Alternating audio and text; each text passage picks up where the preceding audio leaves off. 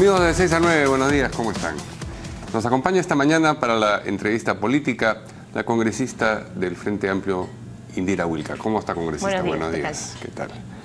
Congresista, ¿está usted enterada, por supuesto, de lo que informan hoy día los diarios, particularmente El Comercio, acerca de Ollanta Humala y el testimonio de este testigo que en su momento se retractó y ahora dice que lo hizo por $4.500, lo que se ve respaldado por el contenido de algunas comunicaciones que se han sabido? ¿La ha sorprendido esta noticia? Mira, creo que como a muchos lo que nos ha sorprendido es que esta investigación, ¿no es cierto?, que se había venido llevando a cabo, sobre el cual además se dio la posibilidad de tener estas escuchas de las comunicaciones, no haya necesariamente avanzado y haya quedado ahí. Sí. Creo que sí hay algo que tiene que tomarse seriamente, más allá de las múltiples informaciones que se vienen suscitando alrededor de quienes han sido mandatarios. Sí hay una investigación muy seria que tiene que darse, porque el caso concreto al cual se ha aludido no es un caso cualquiera, es un caso que involucra un hecho de violación a los derechos humanos y con lo cual tiene que tomarse con toda responsabilidad. Por medio. Por supuesto, además, ¿no? Sí. Creo que tiene que tomarse con toda seriedad y ojalá que si es que eso realmente lleva a abrir una investigación, pues que se haga con la mayor de las diligencias, ¿no? Ahora, esto tuvo el camino judicial que tuvo y por supuesto mientras que hubiese testigos que se habían retractado y había contradicciones entre ellos, pues no tenía cómo proceder y se archivó. Sin embargo, claro, la impresión que tienen las personas acerca de algo que no se resuelve judicialmente a veces es distinta. Le preguntaba si le había sorprendido porque a mí, sinceramente, habiendo visto el caso Madronía a lo largo de tantos años, la impresión que me quedaba es que existía ahí algo no resuelto y que la retractación de este testigo era curiosa o sospechosa, ¿no? Entonces, a lo que voy es a que quizás mucha gente cerró un ojo porque quiso apoyar a Ollanta Humala a pesar de eso. Dijo, bueno, si judicialmente el asunto no avanza, yo dejo de mirar este problema, pero, digamos, inspectores seguían abrigando la duda. ¿No le parece que ese ha sido el caso de muchas personas? Yo creo que sí, mucha gente lo que hizo más que cerrar un ojo fue escuchar a la justicia peruana, que en este caso juzgó el tema. Es verdad que hubo todo un asunto en relación a los testigos, pero finalmente se dio esto como cosa juzgada y se archivó el caso. Pero lo que no se puede hacer es, en todo caso, si es que una vez se decidió escuchar a la justicia peruana, en otra circunstancia no oírla. Escucharla, claro. Entonces creo que hay que actuar en consecuencia de lo que... Hay que ser consistente. Por supuesto. Y, digamos, uno no siempre tiene que estar satisfecho con los fallos judiciales. ¿No? Tiene que acatarlos, sin duda. Eso es algo que creo que tienen... Pero y más quienes tienen una responsabilidad. Eso no es lo que estamos discutiendo. Lo que estoy discutiendo yo es la reacción política que tiene uno a la hora de depositar su voto o a la hora de endosar una candidatura a partir de la impresión que tiene de un caso. Exacto. ¿Usted votó en las elecciones del 2011? Sí, por supuesto. ¿Por quién votó? Voté por Ollanta Humala. ¿Y no tuvo ese resquemor, digamos, esa duda de que estaba apoyando a un candidato que había violado los derechos humanos? Yo lo que siempre mantuve como posición, porque no fui parte de Gana Perú, no fui parte tampoco del espacio Por eso orgánico. Le preguntaba por quién votó y si tuvo actividad lo digo política. Porque parte de la posición que teníamos mucha gente de izquierda sobre el rol que cumplió Ollanta Humala en ese momento era de un apoyo crítico. O sea, eso lo dijimos siempre. Por eso te digo, no me sumé al espacio orgánico. Siempre señalamos pero que una crítica al programa, me imagino, no una crítica basada sobre... Habrá violado los derechos humanos, pero lo apoyo de todas maneras. No creo que haya sido esa Creo que justamente reflexión. nuestra necesidad, de muchos, además que hemos venido estando cerca al tema de los derechos humanos, siempre ha sido que cualquier persona que tenga una acusación como esta, tiene que evidentemente someterse a la justicia y que sea lo que la justicia determine. Entonces, no se trata de cambiar el discurso en función de quién sea, ¿no? Hemos tenido un debate... yo diría que todavía muy tímido sobre, claro, cuáles son las responsabilidades que asumen quienes cumplieron un rol durante el tiempo del terrorismo, del conflicto armado, y si tienen que ser juzgados por delitos que hayan cometido o no, aunque estuvieran, digamos, en el marco de una estrategia. Entonces, eso no se puede simplemente pasar por agua tibia, y en el caso que la justicia determine que hay una responsabilidad, pues tiene eso que considerarse y tiene que asumirse la responsabilidad. Pero al momento de respaldar esa candidatura, ya fuera depositando el voto o a través de una acción política, ¿le quedaba a usted duda de no estaré apoyando a una persona que ha violado los derechos humanos, habida cuenta de todo lo que estaba a la vista? Sí, no, en este caso, como te digo, ha sido el pronunciamiento de la justicia lo que a muchos creo que les dio una respuesta sobre cómo actuar en ese momento, cómo elegir entre una persona que sin duda venía con este cuestionamiento, pero del otro lado una persona que no dejaba de reivindicar a un gobierno que también ha cometido una serie de delitos contra los derechos humanos y que sigue reivindicándolo incluso ahora, ¿no? Creo que frente a eso, lastimosamente en el país hemos estado llenos de situaciones en las que hay que optar por este llamado mal menor. Y eso fue lo que la llevó a respaldar a Humala. Para muchos sí. Bien, vamos a otro asunto. Se aprobó el proyecto del Ejecutivo con modificaciones a propósito de la reconstrucción. El Frente Amplio votó en contra. Así es. ¿Por qué? Mira, nosotros cuando se presentó el proyecto, el día lunes que se discutió en el Pleno, sugerimos una serie de cambios y también planteamos cuál era nuestra evaluación del mismo. Algunos de estos cambios fueron recogidos afortunadamente, incluso contra lo que el propio gobierno pretendía hacer, que era aprobarlo casi intacto, ¿no? Había una serie de observaciones sobre, por ejemplo, el rol de la Contraloría y los procesos de control posterior que tenían que cumplirse, que afortunadamente fueron acogidos. Había un conjunto de observaciones sobre cómo se articulaba realmente a los gobiernos locales y regionales en este proceso de reconstrucción, para que no sea nuevamente esta instancia que es la autoridad de reconstrucción, un Forsur, digamos, pero de otro tipo. Entonces, sí señalamos que había un problema también de fondo. Bueno, entonces algunas cosas fueron acogidas y otras no. ¿El hecho de que el 100% no fuese acogido es lo que las llevó a votar en contra? El hecho que nos llevó a tomar esta decisión fue que finalmente el sentido de este proyecto de ley no acogía realmente un esquema de reconstrucción con cambios, que era lo que hubiéramos esperado. ¿Qué es lo que plantea el proyecto de ley? No la aprobación de un plan, no la aprobación de una estrategia para la reconstrucción, es simplemente la creación de una autoridad que a partir de ahora va a concentrar un conjunto de competencias, que va a tener la posibilidad de, en una lógica de simplificación, no sé, de procedimientos, volver a encargarse de la reconstrucción de infraestructura. Pero ¿cuál es el problema que nosotros hemos evaluado antes de que este proyecto llegue al Congreso? Incluso creo que los medios de la comunicación aportaron mucho en ese debate. Es que cualquier proceso de reconstrucción o de construcción de infraestructura por parte del gobierno, sobre todo frente al desastre que ha ocurrido, no puede darse sin una lógica de planificación y menos de planificación del territorio. O sea, lo que ha ocurrido en el norte del país no es simplemente un puente que se cayó porque estaba mal hecho o porque la ingeniería no fue lo suficientemente adecuada. Ha sido todo un proceso de no haber estado adaptados a un fenómeno de este tipo, un fenómeno como el Niño Costero, que no es un fenómeno, digamos, común, es un fenómeno que se da en el marco de un contexto de cambio climático y el proyecto de ley del Ejecutivo no abordaba ninguna de estas aristas. No tenía un enfoque de planificación territorial, no ha planteado cómo articular, por ejemplo, el proceso de reconstrucción a una estrategia de mitigar y afrontar el cambio climático. El MINAM, por ejemplo, no es parte de esta autoridad, no tiene ningún rol, no se le ha mencionado. Es un directorio de la Autoridad de Reconstrucción que simplemente incorpora al Ministerio de Vivienda, al Ministerio de Economía y Finanzas, al Transporte. Es como una lógica bien de reconstruyo fierro y cemento, pero no le doy una lógica a esto de planificación. ¿Había posibilidades de que el proyecto que llegó al Congreso se modificara de una manera que les resultara satisfactorio a ustedes? ¿O ustedes, una vez que lo vieron, digan, ok, se puede mejorar, pero esto no lo vamos a apoyar de ninguna manera? Planteamos varias cosas, incluso nosotros, antes de que se llegara a esta fórmula en la cual los voceros se reunieron para discutirlo, pensábamos plantear un texto sustitutorio que habíamos discutido previamente y que mencionaba varias de las cosas que yo te digo. ¿Y qué pasó? Y que nos aceptó. Lo presentaron el texto. Claro, no, que como dijo, pensábamos presentar. Para el debate, pero finalmente no hubo debate sobre texto sustitutorio.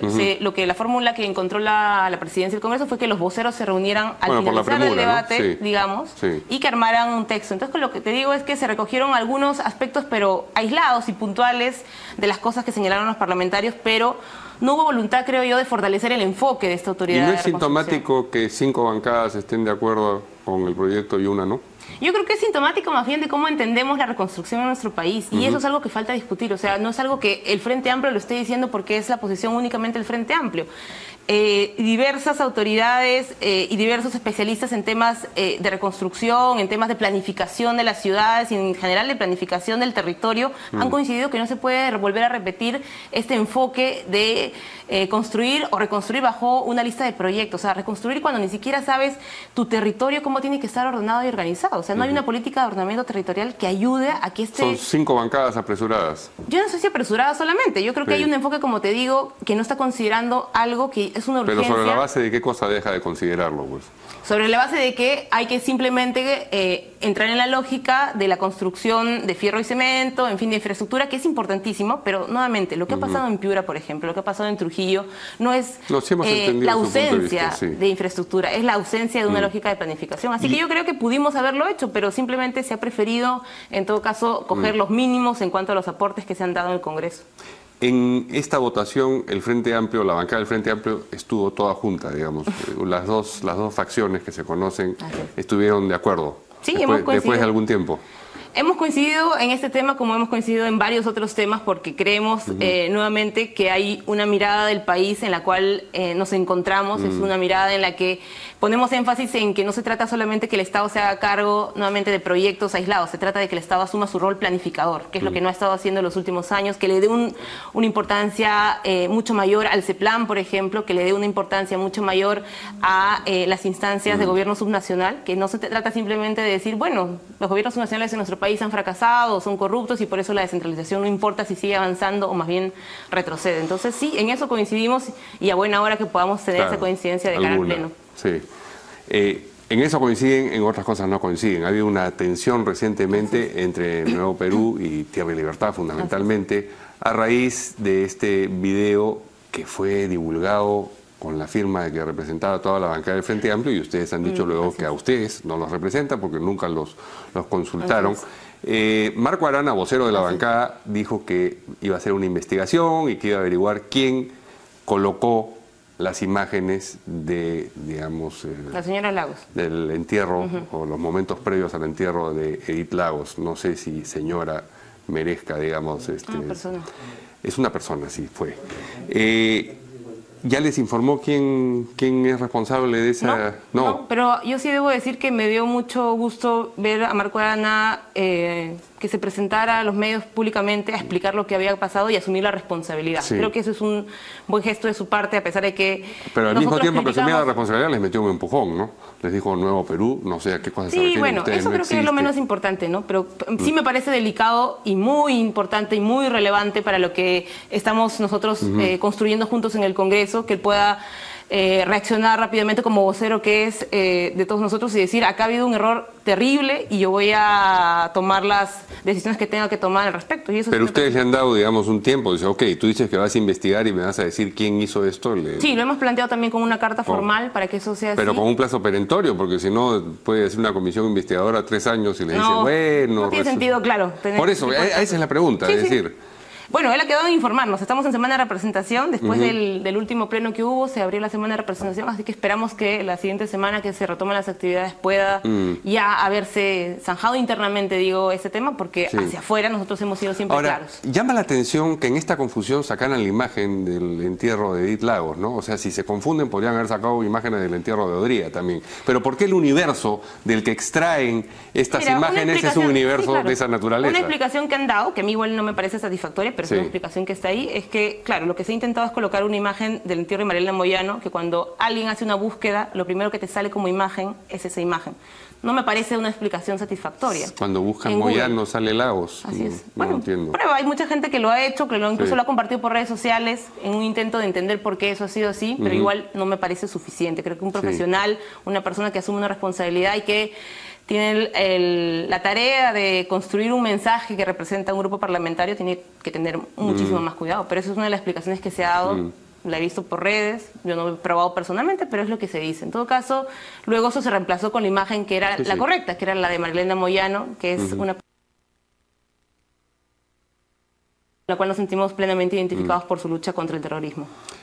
También Nuevo Perú ha tomado distancia, y también gente de Tierra y Libertad, en honor a la verdad, de lo que declaró originalmente el congresista Apaza a propósito de que podrían ser considerados presos políticos algunos de los del MRTA, a propósito de que fue una operación desproporcionada tendría que haber dicho la que supuso la intervención en la residencia del embajador. ¿Ustedes ya se quedaron satisfechas con las declaraciones posteriores donde él dijo, me han malinterpretado? Mira, cuando tú hablabas de que algunos han tomado distancia, el propio Paz ha tomado distancia finalmente. Sí, claro, pero me parece sintomático. Creo que ha sido un tema de poca responsabilidad en su momento cuando hizo esa primera declaración sobre presos políticos. Él mismo luego tuvo que rectificarse. Nosotros siempre fuimos claros en relación a que si algo que nos ha ayudado a atravesar... ¿Pero eso queda ahí o van a ponerle una sanción? ¿O he escuchado versiones de que lo quieren separar de la bancada? No, por una mira, se trató de difundir una noticia falsa sobre una separación. Sí, claro. Pero lo que hemos dicho es que ese tema tiene que revisarse internamente en la bancada, ¿no? También matizando cuál fue el contexto en el que él lo dijo y, digamos, el nivel de responsabilidad que se da a partir de una declaración tan desafortunada como esa. O sea, yo creo que sí tiene que considerarse eso también. Pero, digamos, desde el Frente Amplio siempre se quejan de que los quieren asociar con el terrorismo injustamente, y luego se producen estos dos episodios, ¿no? Las declaraciones de Paz y pocos días después el video que termina con la imagen de Edith Lagos. Evidentemente eso alimenta a quienes tienen la posición de quererlos asociar. Yo creo que sí, por eso nosotros también tenemos un pronunciamiento frente a eso. Pero ese piña, digamos, les ocurrió todo esto seguido justo en este momento. Esa es la inquietud, digamos. Yo no sé si piña, pero sí creo que son dos tipos de mensajes que son totalmente nocivos frente a lo que nosotros también hemos planteado y siempre hemos sido claros en relación a este tema, siempre hemos sido claros en relación a nuestra evaluación, a todo este periodo de violencia política que vivió el país.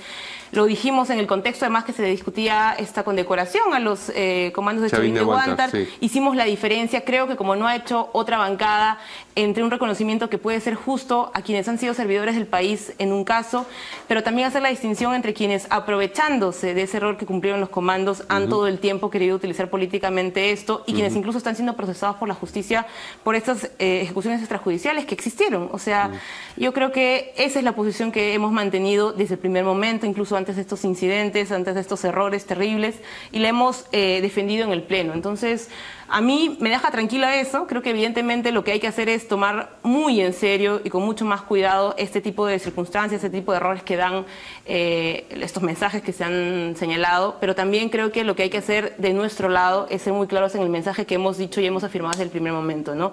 El reconocimiento a quienes han luchado contra el terrorismo tiene que darse, pero no puede confundirse de ninguna manera con quienes hubieran usado su rol. Hace un rato hablamos justamente de eso, para cometer algún tipo de delito contra los derechos humanos en el país. A propósito de lo que ocurrió en Madre Mía, estábamos hablando de eso. A propósito de eso, y mira, a propósito de esos gallinazos también que irrumpieron en la embajada para ejecutar extrajudicialmente a quienes hubieran sido parte de esta operación. Pero volviendo a esa figura, si el Poder Judicial hubiese dicho, bueno, no, los gallinazos son inocentes, ¿habrías votado por un gallinazo? Yo no habría votado por un gallinazo porque no creo que un gallinazo hubiera representado de ninguna manera un programa político. Esa era, digamos, la paradoja a la que estaba refiriéndome originalmente. Basta que el Poder Judicial diga que determinada persona no hay pruebas para acusarlo para que uno, como votante, esté dispuesto a respaldar ese candidato, aun cuando los indicios sugieren... ¿Sabes qué es muy importante? Sí. Creo que más allá del tema de ser o no votante, es que para empezar, empecemos a reconocer lo que el Poder Judicial y la justicia en nuestro país determina como delito. Porque, ¿sabes qué? Hay un conjunto de sectores políticos que ni siquiera están dispuestos a reconocer eso. Y eso me parece gravísimo. Eso me parece algo que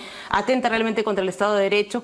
Eso realmente atenta contra la democracia en nuestro país, porque querer negar lo que el Poder Judicial encuentra como resultado de una investigación, eso es, digamos, yo no sé entonces para qué existe el Poder Judicial, para qué existen las leyes en nuestro país. Sobre el tema por eso los gallinazos, habría que ver, por ejemplo, cuántas otras bancadas han intentado siempre negar y no hacer ningún tipo también de eco al respecto de esa responsabilidad. Y cómo también ahora se intenta volver a generar un ruido en relación a la posible liberación de Fujimori, aduciendo que el señor cometió errores y no delitos, que no ordenó él la matanza de los estudiantes de la Cantuta, que no ordenó el secuestro del señor Gorriti, que no fue el responsable de la corrupción en su gobierno. En fin, entonces creo que sí hay que hacer Siempre errores es el nombre edulcorado que le da uno mismo a hay que hacer una batalla a sus despropósitos, en este tiempo, es creo la de reconocer lo que la justicia peruana ha encontrado como parte de responsabilidades políticas y delictivas de algunos personajes. Bien, Indira, se nos acabó el tiempo. Muchas gracias por esta entrevista. Habríamos querido conversar de tantas otras cosas. Venezuela, Fujimori, en fin, pero habrá oportunidad. Habrá oportunidad, sin duda. De todas maneras. Muchas gracias por la entrevista. Nos vemos mañana aquí en De 6 a 9.